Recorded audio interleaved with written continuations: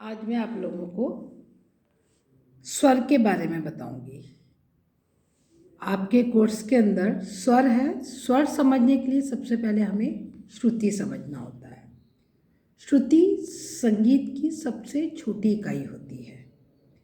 जैसे हम किसी चीज़ को नापते हैं, सेंटीमीटर, इंच होता है, उसी तरह से सेंटीमीटर की तरह श्रुति होती है और इंच की तरह स्वर होता है, अर्थात नापने की एक इकाई है। जैसे हम स्केल पे करते हैं, ठीक उसी प्रकार श्रुति और स्वर को भी समझना चाहिए। संगीत के अंदर आप देखते हैं नाद की बहुत महत्वता है। नाद का अर्थ है साउंड। जब हम साउंड के बारे में देखते हैं तो संगीत ध्वनि विज्ञान है। ध्वनि से ही हम संगीत उत्पन्न करते हैं। मैं आपको एक ब्रीफ हिस्ट्री देती हूँ। ध्वनि बहुत तरह की आप देखते हैं। कुछ ध्वनि नाद से समझिए,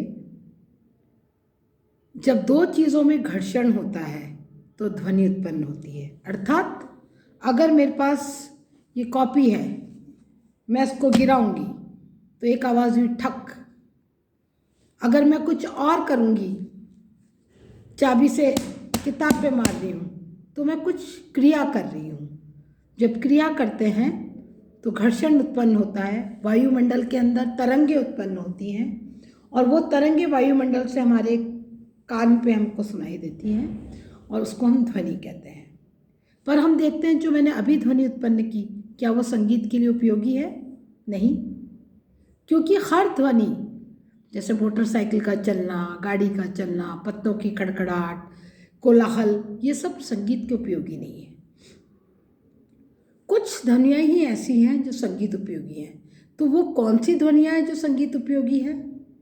तो हम देखते हैं जब ध्वनि उत्पन्न होती है, घर्षण होता है, तो वायुमंडल में तरंगें उत्पन्न होती हैं। जब तरंग उत्पन्न होती है तो जब तरंगें अनियमित होती हैं, अर्थात टेढ़ी मेढ़ी होती हैं, एक सीधी लाइन आप देखिए, ऊपर भी उतनी जाए नीचे भी उतनी ना जाए, तो ये बराबर की हुई, इससे संगीतमय ध्वनि उत्पन्न होती है। जब ये अनियमित होती है तरंगे, ऊपर थोड़ी हो गई नीचे, तो कोलाहल और शोर उत्पन्न होता है। वो ध्वनियाँ उत्पन्न होती है जो संगीत के उपयोगी नहीं है। ऐसी संगीतकारों ने, जिस संगीतकार हमारे सबसे प्रथम संगीतकार है भरत मुनि, आचार्य भरत कहते हैं। इन्होंने नाट्य शास्त्र नाम का ग्रंथ लिखा है। ग्रंथ नाटक के बारे में है, परंतु नाटक के संदर्भ में उन्होंने संगीत की सारी परिभाषाएं दी हैं आचार्य भरत ने। तो भरत ने ऐसी संगीत ध्वनियों को, आचार्यों ने 22 ध्वनियाँ मानी हैं और इन 22 ध्वनियों को श्रुति कहा है। श्रुति वो ध्वनियाँ हैं जो गीत और संगीत में प्रयुक्त होती हैं और छोटी छोटी इकाई के रूप में होती हैं, उन्हें हम श्रुति कहते हैं। छोटी सी इकाई होती है संगीत को नापने की। तो ऐसी 22 ध्वनियाँ देखी और उसको एक स्केल पे उन्होंने देखा। पर ये 22 ध्वनियाँ इतनी महीन होती हैं कि एक दूसरे से इनको पहचानना अत्यंत मुश्किल होता है, इतनी पास पास होती हैं। कान की क्षमता एक से दूसरे को पहचानना बड़े बड़े संगीतज्ञ भी इसके अंदर मुश्किल होती है।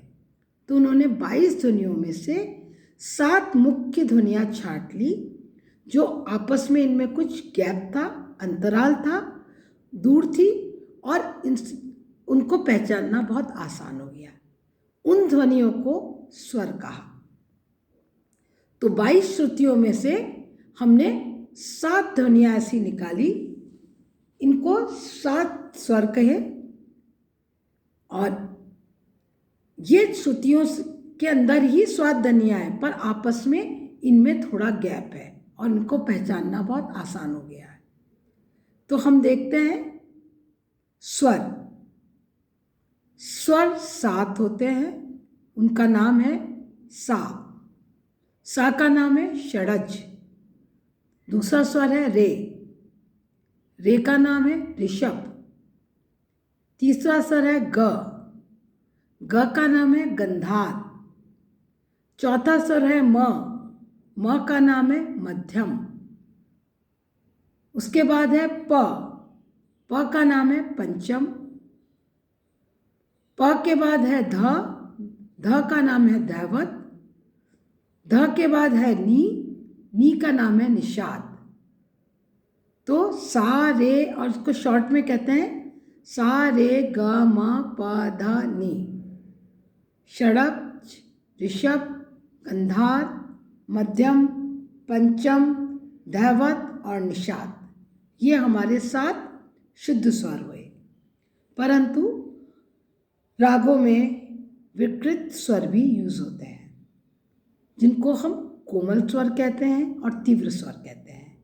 ये वो स्वर हैं जो अपनी स्थिति से या तो उतरे हुए हैं और या कुछ चढ़े हुए हैं। तो ऐसे 5 विकृत स्वर, 7 तो शुद्ध स्वर हुए और 5 विकृत स्वर होते हैं।